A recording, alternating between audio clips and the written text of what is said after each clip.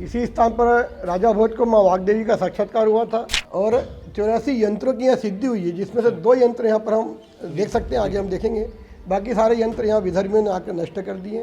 जिस वक्त यहाँ पर प्रतिबंध लगा हुआ था, उस समय यह कि सारे चिन्हों को नष्ट करने के प्रयत्न किए जा रहे थे। इसको मस्जिद में परिवर्तन करने का प्रयत्न किया गया था।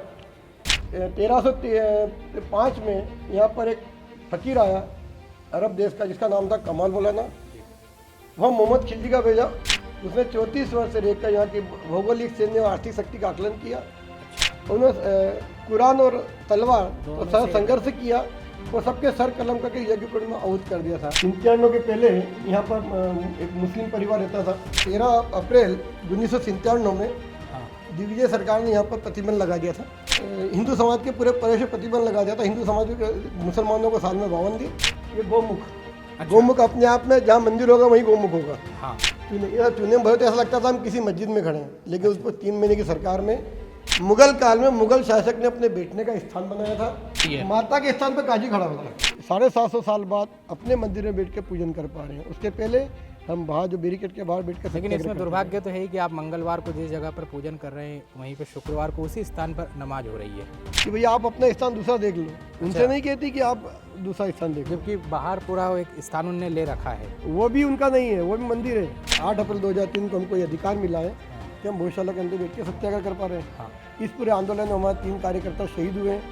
1700-1800 लोगों पर राष्ट्रीय का जिला बदल 302 से लेकर सारी धाराओं में प्रतिबंधित हुए। आज भी हमारे 5 कार्यकर्ता आजीवन कारावास। शंख है, चक्र आगे बना हुआ है, घंटियाँ बनी हुई है। ये सारे एक एक पत्थर बोलता है कि ये हिंदू मंदिर है। प्रमाण पुख्ता है, लेकिन तो महाकाल की छत पर भी यही यंत्र बना हुआ है। अंधा भी देख के कह सकता है कि मंदिर है। कार किसी की भी हो, यहाँ पर केवल नमाज कैसे हो उसकी चिंता हुई है। और भारतीय जनता पार्टी सरकार में जितनी बार यही पीटा गया हिंदू समाज पर, भोजशाला खाली करेगी, नमाज करेगी।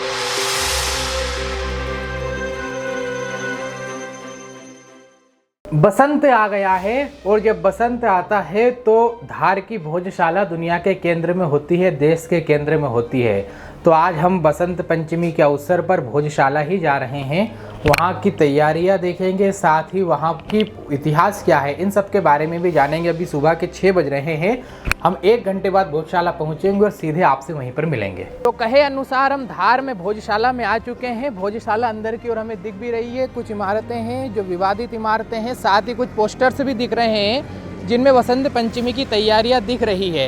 इन पोस्टर्स में दिख भी रहा है कि साध्वी प्रज्ञा और कपिल मिश्रा इसके मुख्य अतिथि के रूप में रहने वाले हैं इस वर्ष। और 5-6 दिन का एक लंबा वसंतोत्सव का कार्यक्रम इस वर्ष आयोजित किया गया है। अंदर भी हम आयोजकों से इस विषय में बात करेंगे, साथ ही भोजशाला का इतिहास क्या है और वाग्देवी की मूर्ति के लंदन जाने की पूरी कहानी क्या है और कैसे वापस आएगी, इन सब के बारे में भी हम समिति के लोगों से जानेंगे।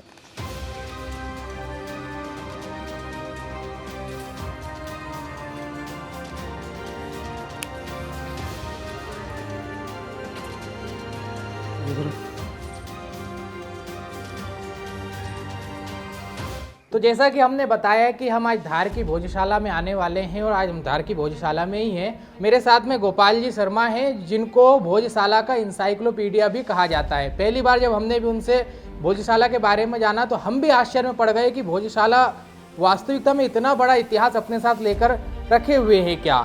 साथ ही हमारे साथ अरविंद चौधरी जी हैं, यह भी भोजशाला का जो भोज स्मृति वसंतोत्सव समिति है उस समिति के सदस्य, संरक्षक है और भोजशाला के वैभव की पुनः प्राप्ति के लिए पूरी तरह से लगे हुए हैं। और अभी कुछ देर में ही यहाँ पर सत्याग्रह होने वाला है, लेकिन सत्याग्रह से पहले भोजशाला का इतिहास क्या है आज हम आपको ये बताएंगे। राजा भोज का शासनकाल 1010 से 1054 तक यहाँ रहा है। इसी स्थान पर राजा भोज को माँ वाग्देवी का साक्षात्कार हुआ था और उन्होंने धार को ही अपना कर्म क्षेत्र और माँ सरस्वती का रहने का स्थान जो बनाया। कहते हैं पूरे विश्व में एकमात्र सरस्वती मंदिर वह यह सरस्वती कंठाभरण, जिसे आज हम भोजशाला के नाम से जानते हैं। और यहीं पर उन्होंने अपने कर्म क्षेत्र, अपने ज्ञान और विज्ञान की यहाँ पर सारी कल्पनाएँ पूरी की। राजा भोज ने जो धारा नगरी बसाई थी वो 84 चौराहों की थी। 84 खंभों पर यह भोजशाला टिकी है। 84 ग्रंथों की यहाँ पर रचना हुई है, जैसे चंपू रामायण, सम्राट सूक्त, भक्तांब स्तोत्र, कल्पतरु और 84 यंत्रों की यहाँ सिद्धि हुई है, जिसमें से 2 यंत्र यहाँ पर हम देख सकते हैं, आगे हम देखेंगे। बाकी सारे यंत्र यहाँ विदर्भियों ने आकर नष्ट कर दिए। जी। ग्रंथों की भक्तांबा स्तोत्र की रचना भी यहीं हुई है। अच्छा आइए हम भोजशाला का आगे गए। जी। राजा भोज के ये प्रवेश करते ही यहाँ पर शिलालेख दिख रहे हैं, भाषा शायद पाली या प्राकृत ऐसी कुछ दिख रही है। ये पाली भाषा में राजा भोज के बाद में 14वीं शताब्दी में मदन कवि हुए। उन्होंने राजा भोज की गौरव गाथा को नाट्य मंच के रूप में परिजात मंजरी और विजयश्री नाटिका के रूप में यहाँ लिखा है। अच्छा। आप देखेंगे पहला शब्द ओम नमः शिवाय जी। जो संस्कृत में लिखा हुआ है। जी। जहाँ हम खड़ी पाई लगाते हैं आज, वहाँ पर आज इस प्रकार के चिन्ह खड़ी पाई में गणेश जी के स्थान बने हुए हैं। ये खड़ी पाई और ये पैराग्राफ चेंज। ओम सरस्वती नमः। और यहाँ देखेंगे सीताराम कथा संकर्णित। जी। हाँ, कहते हैं कि राजा भोज के जिस विचारधारा को लेकर राजा भोज ने इसका निर्माण कराया था, उनके मरने के 300 साल बाद तक ये यथावत यहाँ पर चलता रहा। तक्षशिला नालंदा शांतिपानी आश्रम जहाँ पर विद्यार्थी अध्ययन करते थे, यह संस्कृत की सबसे बड़ी पाठशाला थी, अकादमी। हाँ एक ये 5000 विद्यार्थियों का आवासीय विद्यालय था। अच्छा। यह जहाँ खड़े कल गर्भगृह है। अच्छा अच्छा। इसके पश्चिम में जाएंगे तो ज्ञानपुरा गांव आता है। हाँ। जहाँ पर कहते हैं कि जहाँ आज हम कहते हैं कि स्कूल परिसर में टीचर्स क्वार्टर होते हैं, तो आचार्यों को रहने का आवासीय स्थान वो था। पूरा ज्ञान देने वाला इसको ज्ञानपुरा कहा जाता है। जब पूरब में जाएंगे तो मांडव रोड पे गुलाब चक्कर आता है, वह इसका परकोटा था। अच्छा, इतनी बड़ी प्रातः विद्यार्थी अपने मुंज तालाब का भी एक वर्णन आता है, मुंज तालाब की ओर द्वार खुलता था। वो ये पूरा परकोटा था। जो हम खड़े यहाँ पर ये शहर का उत्तर हिस्सा है। अच्छा अच्छा। जो पूरा शहर बसा था इस वर्तमान स्थिति के दक्षिण की ओर पूरा बसा हुआ था। अच्छा अच्छा। तो ये पूरा 12.5 तालाबों का ये शहर था। उस समय यहाँ पर कि राजा भोज के शासनकाल में यहाँ पर 5.5 लाख की पॉपुलेशन थी। अच्छा। तो जिस विचारधारा को लेकर राजा भोज ने बनाया था, उनके मरने के 300 वर्ष बाद भी यह चलता रहा। प्रातः विद्यार्थी अपने आचार्यों के साथ परिसर में आते थे, गर्भगृह में माता के दर्शन करते थे, इस यज्ञ कुंड में आहुति देते थे और अपने अपने आचार्यों के साथ अपने क्लास में चले जाते थे। 1305 में यहाँ पर एक फकीर आया अरब देश का, जिसका नाम था कमाल मौलाना। वह मोहम्मद खिलजी का भेजा हुआ जासूस था। उसने यहाँ पर उसने कहा कि मैं माँ की आराधना करना चाहता हूँ। सूफी संत जो एक भ्रम की स्थिति पैदा करने वाला जो समाज में अकबर ने जो बनाई थी सूफी संत। हाँ। सूफी मुगलों का एक वो रहता था जो हिंदुओं के बीच में शासक को पॉजिटिव करता था, मुगलों को बाकी लोगों की भावनाओं को ध्वस्त करता था। उसने यहाँ पर कहा कि मैं माँ की आराधना करना चाहता हहूँ। राजा ने उनको बैठने का स्थान दे दिया। उसने 34 वर्ष से रहकर यहाँ की भौगोलिक, सैन्य और आर्थिक शक्ति का आकलन किया। अच्छा। और 1364 में मोहम्मद खिलजी का रास्ता प्रशस्त किया। अच्छा। और जिससे यहाँ पराक्रम हुआ, कहते हैं कि पूरे शहर को जला के नष्ट कर दिया था। अच्छा। विद्यार्थी की हत्या कर दी थी।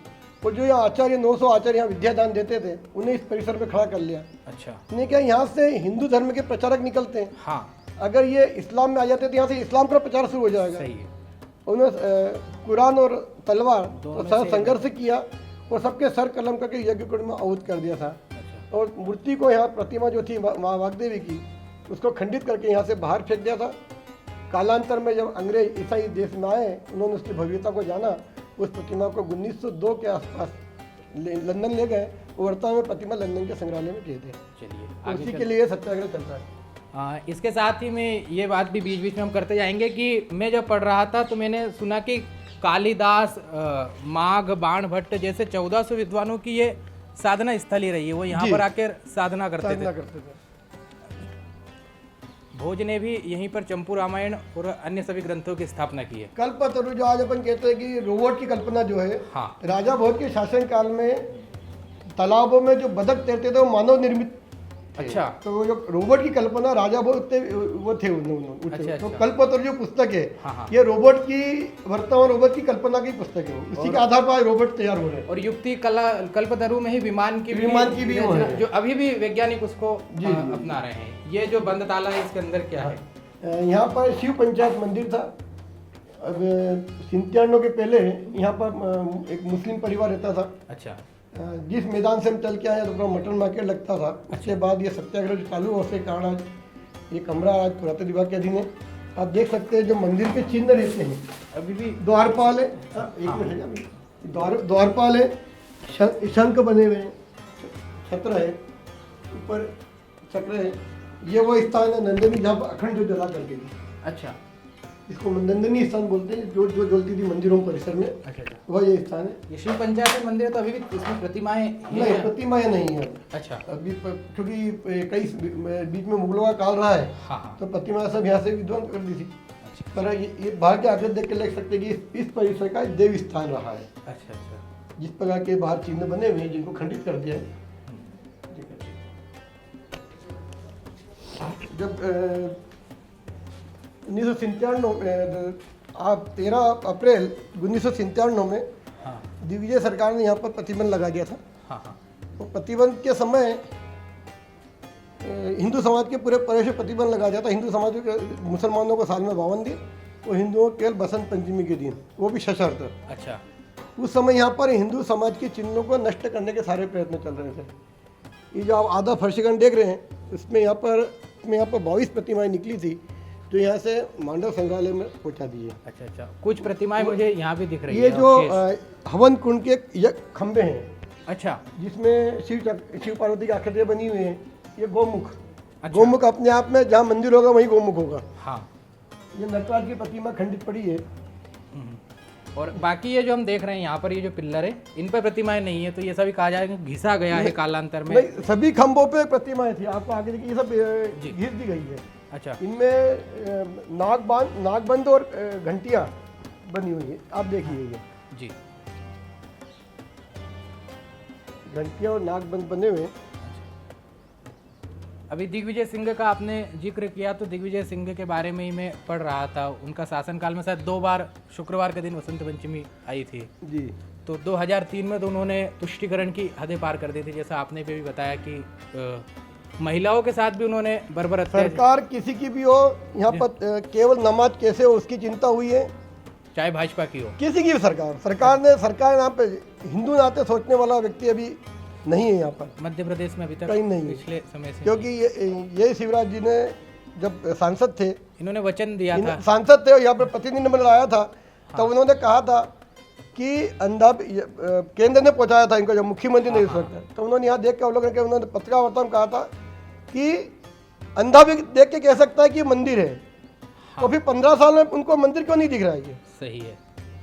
आज भी जितना कांग्रेस सरकार में तो हमको पकड़ के केवल अंदर करते थे, हाँ हाँ, पर भारतीय जनता पार्टी सरकार में जितनी बार बसंत पंचमी शुक्रवार आया है, हाँ, यहीं पीटा गया हिंदू समाज को, गौशाला खाली करेगी नमाज के लिए। अच्छा, लेकिन फिर वो उसका डैमेज कंट्रोल भी वो सरकारी तरीके से उनके करते रहते हैं। हाँ। खैर, जिस वक्त यहाँ पर प्रतिबंध लगा हुआ था, उस समय यह कि सारे चिन्हों को नष्ट करने के प्रयत्न किए जा रहे थे। इसको मस्जिद में परिवर्तन करने का प्रयत्न किया गया था। आइए आप दिखाते हैं, हमारे यहाँ पर जितने भी खंभे लगे हुए हैं, ये हम आपको एक बार बता दें कि सभा मंडप है यहाँ पर पास में, गर्भगृह है, और उसके ये पिल्लर्स हैं। हाँ, 84 खंभों पर टिकी हुई गौशाला है। 84 ग्रंथों की रचना हुई, 84 यंत्रों की रचना हुई है। वो 84 योनियाँ हिंदू धर्म में राजा भोज के जीवन काल में 84 अंक का कोई महत्व रहा है। अच्छा, आप देखेंगे हमारे सारे खंभे शंख चक्र गदा पद्म बने हुए हैं। इस प्रतिबंध के समय सारे नष्ट कर दी गई, छीनी चली हुई है। मेंटेनेंस के नाम पे सारे बदले जा रहे थे। हाँ, ये अभी हम कुछ बात कर रहे थे यहाँ के लोगों से, तो बता रहे थे भाई साहब ने कहा कि उमा भारती का शासन जब आया तो इसके धुलाई की गई। 3 महीने की सरकार जो केंद्र और प्रदेश एक लाइन में थी, हाँ, उस वक्त से केमिकल से धुलाई की गई। उसके पहले आते थे सारे चूने भरे हुए थे। ये अच्छा, चूना दिख रहा होगा आपको, ये जी, चूने, ये सब चूने में भरे थे। ऐसा लगता था हम किसी मस्जिद में खड़े हैं। लेकिन उसको 3 महीने की सरकार में आज ये सारी आकृतियाँ बाहर आई हुई है। यहाँ पर जो 84 यंत्रों की सिद्धि हुई, इसमें 2 यंत्र बचते हैं। एक काल सर्प यंत्र उस पिलर पे, तो नाग मणिबंध यंत्र यहाँ पे। एक बार यंत्र दिखाएंगे हम।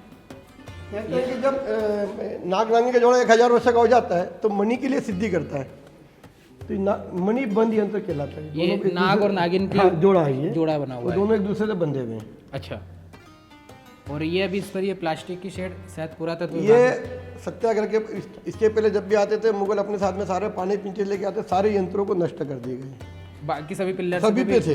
ये 2 यंत्र हमारा सौभाग्य था कि हम अपने चिन्हों को ये बचा पाए।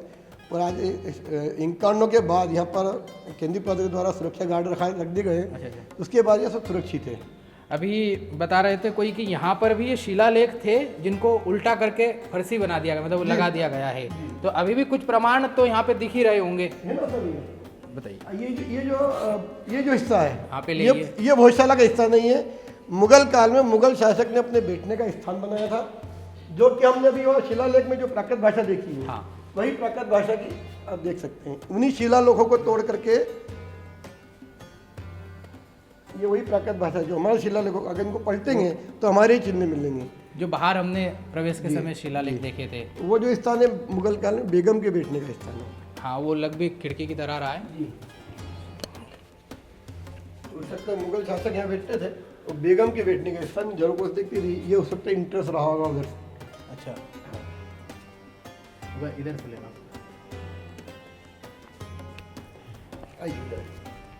और ये एक इंटरेस्टेड चीज मुझे यहाँ पे इधर जी,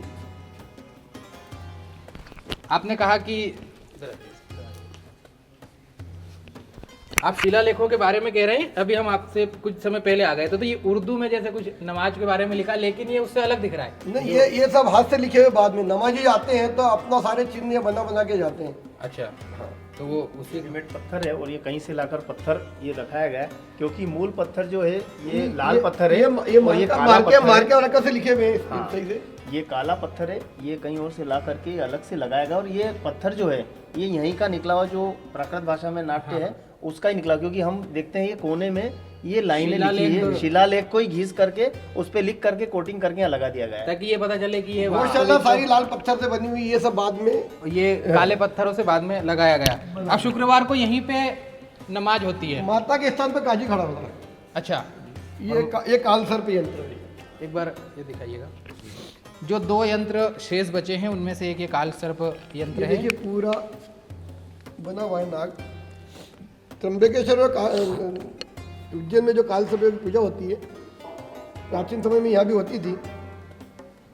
इसके दर्शन मात्र से काल सर्प योग दूर होता है। अच्छा, अभी हम गर्भगृह के पास में हैं, लेकिन गर्भगृह थोड़े बाद में जाएंगे। उससे पहले एक आपने कुछ और जो यहाँ पे अवशेष है शिव जी की मूर्ति के, और आपने ये भी कहा कि यहाँ पे स्वर्ण से अंकित चीज़ें लिखी गई थी। ये जो शिलालेख देख रहे हैं, ये सब उन्हीं शिलालेखों का शेष अवशेष है जो हमने इंटरेस्ट में अपन देखा प्रवेश के द्वार पे। ये देखिए, ये सारे आपको हमने शासन से कई बार निवेदन किया है कि इनको यहाँ से संबंध हटाया निकाला जाए, हाँ। और दूसरे फंसी किया जाए, लेकिन उसकी अभी सुनवाई नहीं हुई है, क्योंकि हमारे श्लोक के हमारे पैरों में आते हैं। हाँ, जिनकी यहाँ पर कभी सिद्धि हुई है। आइए, तो ये भी पुरातत्व विभाग द्वारा 1970 तक यहाँ का हिंदू समाज ने इस प्रतिमा को पूर्ण देखा है। अच्छा, 70 के बाद इस प्रतिमा को खंडित किया गया। खड़े गणेश जी हैं, ये सूंड है, ये कान है। 70 के बाद विधर्मियों ने इसको नष्ट किया है। साथ ही आगे भी पुरातत्व विभाग द्वारा संरक्षित कुछ चीजें हैं, लेकिन यहाँ पर शिव आकृति है। ये देखेंगे, एक बार जूम करके दिखाइएगा दर्शकों को। शिव प्रतिमा यहाँ पर स्थापित है।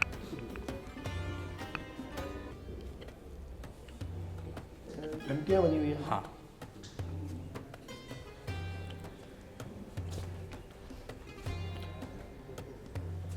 लेकिन अभी भी क्या ऐसा विश्वास हो रहा है कि एक तो मैं उससे पहले ये आऊँगा, ये हवन कुंड बना हुआ पूरा दिख रहा है। हम अभी तक यहाँ पर जा नहीं पाए हैं, तो एक बार हवन कुंड की ओर, क्योंकि हवन कुंड का इतिहास बड़ा पढ़ते हैं तो रोंगटे खड़े हो जाते हैं कि जिन 1200-1400 विद्वानों आचार्यों का ये शहीद स्थली भी कहलाता है। अच्छा, क्योंकि उनको यहीं पर सर कलंग बटे बिल्कुल हाउस कर दिया था। और जब से ये हवन कुंड हमारा शांत है, ये प्रति बसंत पंचमी पे यहाँ पर हवन होता है। अच्छा, लेकिन अभी हमने फिर परंपरा को चालू करते प्रति मंगलवार अपन यहाँ आहुति। लेकिन इसकी पूरा इतिहास क्या था? वो जो सर कलम करके इसमें फेंका गया, उसका पूरी कहानी क्या है? जब यहाँ पर मुगलों का आक्रमण हुआ, उन्होंने यहाँ पर विचार किया कि ये वो स्थान है जहाँ से हिंदू धर्म के प्रचारक तैयार होते हैं। अगर ये जो प्रचारक तैयार करने वाले विद्वान अगर इस्लाम स्वीकार कर लेते तो यहाँ पे इस्लाम के प्रचारक तैयार होंगे। तो उन्होंने उन सब आचार्यों को यहाँ खड़ा कर लिया, उनसे कहा कि आप हमारा इस्लाम स्वीकार कर लीजिए। तो उन विद्वानों ने संघर्ष किया और संघर्ष करने के पश्चात उनके सबके सर कलम करके इस यज्ञ कुंड में आहूत कर दिया था। तो 1365 से ये हवन कुंड जब से बंद हुआ था, जो 700 साल बाद हिंदू समाज के संघर्ष के बाद आज हमको ये अधिकार मिला है। वो 1365 से हमारी मंदिर में पूजन बंद हो गई थी, प्रतिमा को यहाँ से खंडित करके बाहर कर दिया था। तो 1365 से लेकर हमको 8 अप्रैल 2003 में केंद्र सरकार, जब अटल जी की सरकार थी, उस वक्त हमको ये अधिकार मिला है कि हम 750 साल बाद अपने मंदिर में बैठ के पूजन कर पा रहे हैं। उसके पहले हम बाहर जो बैरिकेड के बाहर बैठ कर, लेकिन इसमें दुर्भाग्य तो है ही कि आप मंगलवार को जिस जगह पर पूजन कर रहे हैं वहीं पे शुक्रवार को उसी स्थान पर नमाज हो रही है। बराबर, ये हमारा दुर्भाग्य है कि हिंदू समाज के मंदिर में इस प्रकार के आतताइयों का आज भी उसको मान्य माना जाता है। सरकार उनको हमसे कहती है कि भैया आप अपना स्थान दूसरा देख लो, उनसे नहीं कहती कि आप दूसरा स्थान देख लो। जबकि बाहर पूरा एक स्थान उनने ले रखा है, वो भी उनका नहीं है, वो भी मंदिर है। अच्छा, और अक्कल कुइया वाली भी बात फिर मेरे को ध्यान आती है। हाँ, ज्ञानवापी गंगा कहते हैं कि आज जो सरकार ये पूर्ण साक्षरता का नारा देती है, उसमें राजा भोज के शासनकाल में मालवा क्षेत्र पूर्ण साक्षर था। कहते हैं गडरिया भी संस्कृत में बात करता था। अच्छा, तो उस समय पूरा राजा भोज की जो कहते हैं जो विद्वान थे, तो उन्होंने अपनी विद्वता को पूरे मालवा क्षेत्र में उसको उस प्रकार स्थापित कर रखा था कि गडरिया भी संस्कृत में बात करता। बाहर जो अक्कल कोई बनी है, उसका कहते हैं कि उसका पानी पीने से मंद बुद्धि बालक की बुद्धि भी तीक्ष्ण हो जाती है। और आज वो उस पानी पर मुगलों का कब्जा है। उस 1000 रुपये और 150 रुपये में वो बाटल बाहर बेचते हैं और लोगों बाहर बिक रही है। उसका पानी इतना दिव्य है कि पीने से आपको ऐसा लगता है कि हम कोई तो फिर हिंदू भी खरीद रहे होंगे, मतलब वो तो उनके लिए तो श्रद्धा का ही केंद्र है हिंदुओं के लिए। वो कहते हैं हुसैन का पानी है। अच्छा, तो जो हुसैन प्यासे मर गए उनका पानी यहाँ कैसे निकलेगा? और लेकिन उसके कारण अक्कल तो आ ही रही होगी, अक्कल तो आ रही है उनको, वो है तो दिव्य ही ले देकर, और अक्कल आ रही है, इसलिए भूत को वही पूज रहे हैं। अच्छा, जबकि इस्लाम में भूत पूजा हराम है। अच्छा, तो हम खड़े को पूछते हैं, वाड़े को पूज रहे हैं, अक्कल तो आ रही है उनको भी। पीछे शिखर है और वो दिख रहा है कि उसे पूरा कांटों से संरक्षित करके रखा है। तो इसका पूरा क्या है? और ध्वज भी नहीं है अभी तक, तो लगा दिख नहीं रहा है, क्योंकि पुरातत्व विभाग के अधिनियम के अंतर्गत है, इसलिए पुरातत्व विभाग ने उसको सुरक्षित कर रखा है। अच्छा, 1905 में जब अंग्रेजों ने पुरातत्व विभाग का गठन किया था, तब इसे सुरक्षित किया था और ये शिलालेख उन्होंने तब से लगाए थे। अच्छा, तो इसको भोजशाला नाम से ही सुरक्षित किया था। 1955 से 58 में केंद्रीय पुरातत्व विभाग गठन हुआ, तब से ये भोजशाला के नाम से ही जानी जाती है। लेकिन इसमें भोजशाला और वो मस्जिद कमाल मौलाना मजार दोनों 1937 में यहाँ पर नारका दीवान हुए, जो उन्होंने एक दिन ईद की नमाज की परमिशन को दी थी। इसके पहले ये तालाब किनारे फूटी मस्जिद है, वहाँ बैठ के नमाज पढ़ते थे।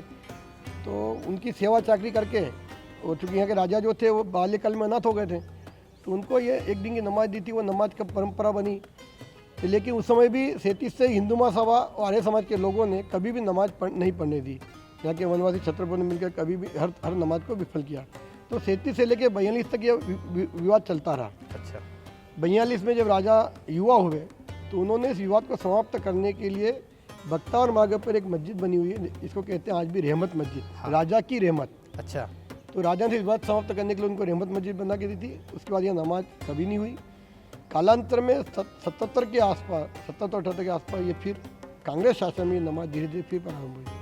दिग्विजय सिंह ने तो केंद्र सरकार का जो निर्णय था उसको ही पूरा परिवर्तित कर दिया था और इसे मानने से इनकार कर दिया था ना, मस्जिद इसे सीधे घोषित कर दी थी। दूसरा, आप बसंतोत्सव समिति से हैं और बसंतोत्सव समिति इस पूरे कार्यक्रम को देख रही है, भोजशाला को देख रही है जी। तो बसंतोत्सव समिति का गठन कैसे हुआ और क्या इसकी पूरी अभी तक क्या चल रहा है? मतलब बसंत पंचमी पर ही आप लोगों का रहता है या वर्ष भर कोई सत्याग्रह आंदोलन वगैरह चलते रहते हैं? 1952 में यहाँ पर हिंदू महासभा आर्य समाज के लोगों ने भोजोत्सव समिति का गठन कर सरस्वती जन्मोत्सव मनाना प्रारंभ किया और 1952 से हम यहाँ पर भोजोत्सव मनाते रहे। फिर जब 78 के आसपास जब यह नमाज प्रारंभ हुई, तो उसके बाद यहाँ पर रुतुम्बर जी का भोजोत्सव समिति के कार्यक्रम में बसंत पंचमी आना हुआ 91 में, 91 में। तो उन्होंने भी यहाँ के हिंदू समाज से उस वक्त, क्योंकि अयोध्या आंदोलन चल रहा था, हिंदू समाज जागा हुआ भी था, उन्होंने मंच से आह्वान किया कि हमारे मंदिर में एक हिंदू नहीं जो अपने मंदिर में जाके हनुमान चालीसा नहीं पढ़ सके। तो हम सारे कुछ उत्साही लोग थे, हमने 4 फरवरी 51 से पहले मंगलवार के दिन यहाँ से आकर हमने सत्याग्रह प्रारंभ किया। ये अंदर हनुमान हनुमान चालीसा चालीसा करेंगे, हाँ, सरस्वती वंदना और हनुमान चालीसा चालीसा। दोनों का। वो 4 फरवरी से ये सतत, जब से आज तक ये पूरा सतत सत्याग्रह चल रहा है। 1996 92 में आंदोलन तीव्रता, हाँ, इनके उसी कड़ी में यहाँ आए थे वो धर्मसभा लेने। अच्छा अच्छा। उन्होंने भोजशाला का अवलोकन किया होता, उनको लगा कि यहाँ पे सरस्वती वंदना होना चाहिए। और फिर दूसरा मेरे को एक, फिर आप बात कर रहे हैं, ध्यान आ गई, मैहर से यहाँ पर एक ज्वाला लाई गई है, हाँ, ज्योति जो अखंड जल रही है। जब हमारा 97 से 51 से लेके जो 97 फिर इसको आंदोलन का रूप दिया, जगह जगह सत्याग्रह प्रारंभ किया। वो सत्याग्रह करने पर जब 2003 8 अप्रैल 2003 को हमको ये अधिकार मिला है कि हम भोजशाला के अंदर बैठ के सत्याग्रह कर पा रहे हैं। हाँ। इस पूरे आंदोलन में हमारे 3 कार्यकर्ता शहीद हुए। 1700-1800 लोगों पर आश्रय का जिला बदर 302 से लेकर सारी धाराओं में प्रतिबंधित हुए। आज भी हमारे 5 कार्यकर्ता आजीवन कारावास अभी भी काट रहे हैं। प्रतिबंधित है, जमानत पर है वो।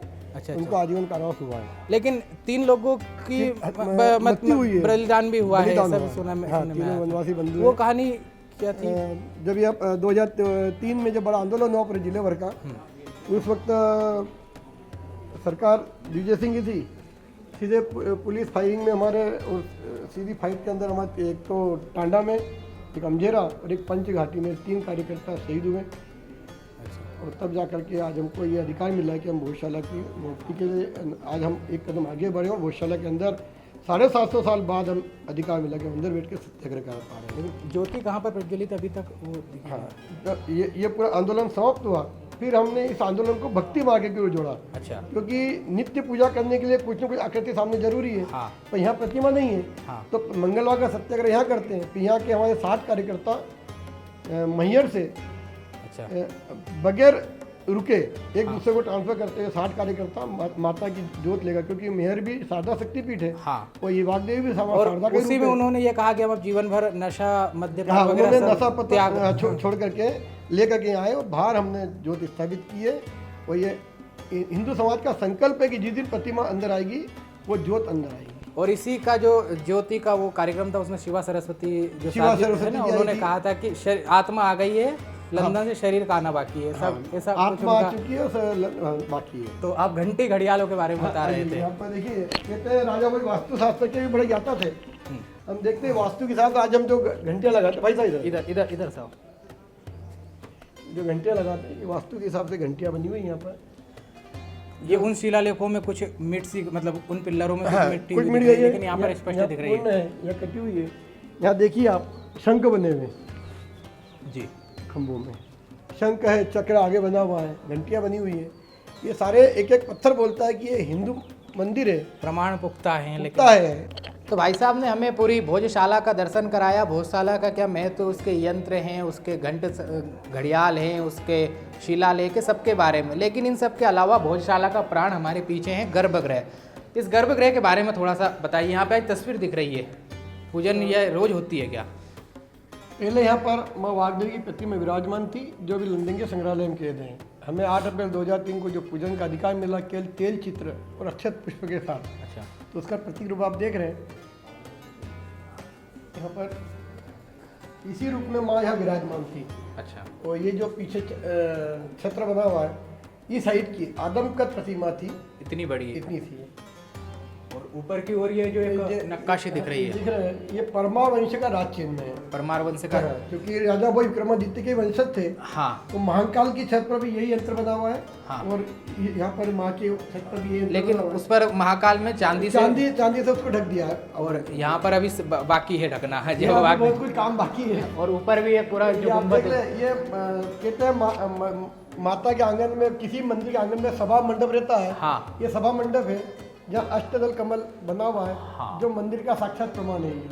तो इसे जया कक्ष। जया कक्ष कहते हैं, यही माँ विराजमान थी। अच्छा। वर्तमान में हम यहाँ पे तेल चित्र रख के पूजा करते हैं मंगलवार के दिन, और शुक्रवार के दिन इसी स्थान पर काजी खड़ा होता है और विधर्मी खड़ा होता है, नमाज होती है यहाँ पर। ये उन्हीं का पूरा स्थान। ये मुगल काल में मुगल शासक ने बैठने का स्थान बनाया था। यह भोजशाला का हिस्सा नहीं है। यहीं से 500 मीटर दूरी पर राजा, ये तो माँ वागदेवी का मंदिर था, वैसे ही यहाँ से 500 दूरी पर राजा भोज की कचहरी है। अच्छा। यहाँ पर सियासन 32 आज भी विराजमान है। कहते हैं कि राजा भोज ने विक्रमादित्य का सियासन था वो वहाँ से ला करके यहाँ पर स्थापित किया था, वहाँ हर खंबे में बड़ा उतार है अच्छा, और वहाँ पर ये ईद की नमाज पढ़ते हैं, उसको ईदगाह बोलते हैं, इसको जामा मस्जिद बोलते हैं। भोजशाला को भोजशाला को जामा मस्जिद बोलते हैं, उसको ईदगाह बोलते हैं। वहाँ पे ईद की नमाज होती है, वहाँ हर खंबे में बड़ा उतार है, जबकि मस्जिद में सुअर वर्जित है, पर हमारे बड़ा देवता तो आज भी खंभों में आप देखेंगे तो बड़ा उतार है। ये जो अरबी भाषा में ये फ्रेम लगी हुई है, हाँ। बताते हैं 1930 में अंग्रेजों ने डिवाइड एंड रूल, हाँ, ये 1930 में मार्बल जो है अंग्रेज अपने देश में लाए, ऐसा बताते फूट हैं। डालो राज हाँ, करो, तो उन्होंने अरबी भाषा में जो लिखी हुई है ये 1930 में अंग्रेज द्वारा ताकि लाई गई। हिंदू और मुस्लिमों दोनों में दोनों में भ्रम पैदा हो रहे और उनका अपना शासन चलता रहे। हाँ। और दूसरा हम आपको ये बता दें कि ये जो पूरी जगह है ये नमाज के लिए उपयोग में की जाती है। हमने पहले आपको बता ही दिया कि वो जो जगह है वहाँ पर बेगम बैठती थी, ऐसा भाई साहब का कहना है। तो भाई साहब आपने भोजशाला के दर्शन कराए, इसके लिए बहुत बहुत धन्यवाद। और आप सब पधारे, इसलिए आपका बहुत बहुत आभार कि आप हमारी भोजशाला क्या इच्छा है? इच्छा तो सब जानते ही हैं, लेकिन एक बार आप व्यक्त कर दीजिए। इच्छा है कि जिस प्रकार अयोध्या और काशी विश्वनाथ का जिस प्रकार गौरव की पुनर्स्थापना हुई है, वैसे ही माँ भी इस मंदिर में अपने घर पधारे हैं, तो यहाँ भी जो जितना भी अतिक्रमण दिख रहा हो यहाँ से समाप्त हो और भोजशाला अपने गौरवशाली इतिहास को पुनः प्राप्त हो। दादा, जो लोग ये सोच रहे हैं कि ये असंभव है, हम इतनी कहानी बनाने के बाद सोच रहे हैं प्रतिमा को लाना असंभव है, तो ऐसा बिल्कुल नहीं है। एक समय राम जन्मभूमि का निर्णय भी असंभव लगता था, और एक अभी काशी विश्वनाथ कॉरिडोर का जो लोकार्पण हुआ है उसमें अन्नपूर्णा माता की प्रतिमा विदेश से आई है। राम जन्मभूमि का जो पूरा तीर्थ क्षेत्र बन रहा है उसमें बहुत सारी प्रतिमाएं श्रीलंका से वापस लाई गई है, तो मध्य प्रदेश में भी आ सकती है। लेकिन भाई साहब ने जैसा कहा कि शासक जो वहाँ पर है वैसा ही शासक ये चाहिए। हमने लंदन संग्रहालय में जो सुब्रमण्य स्वामी के माध्यम से आवेदन दिया भी था, पिटीशन जो नहीं वहाँ पे आवेदन उन्होंने लगाया। हाँ, हाँ। तो संग्रहालय ने लिख के दिया कि प्रतिमा हम देने को तैयार है, अच्छा, पर जिस स्थान पर से लाए वहीं रखने के लिए, हाँ, किसी संग्रहालय के लिए नहीं देंगे, संग्रहालय में तो रखिए। हाँ। खैर भोजशाला का वैभव लौटेगा, लेकिन जैसा भाई साहब ने कहा कि संस्कृत की अकादमी थी, तो ये तो हो ही सकता है कि ये जगह सिद्ध है। जैसे अक्कल कुइया के बारे में कहते हैं कि कोई भी जल पीता है तो अक्कल आ जाती है, वो पंथ नहीं देखती, धर्म नहीं देखती। तो धार भी अगर सिद्ध है तो यहाँ पर साहित्यकारों ने, विद्वानों ने अकादमियाँ इसके आसपास शुरू करनी चाहिए, ताकि इसका वैभव तो लौटने लगे।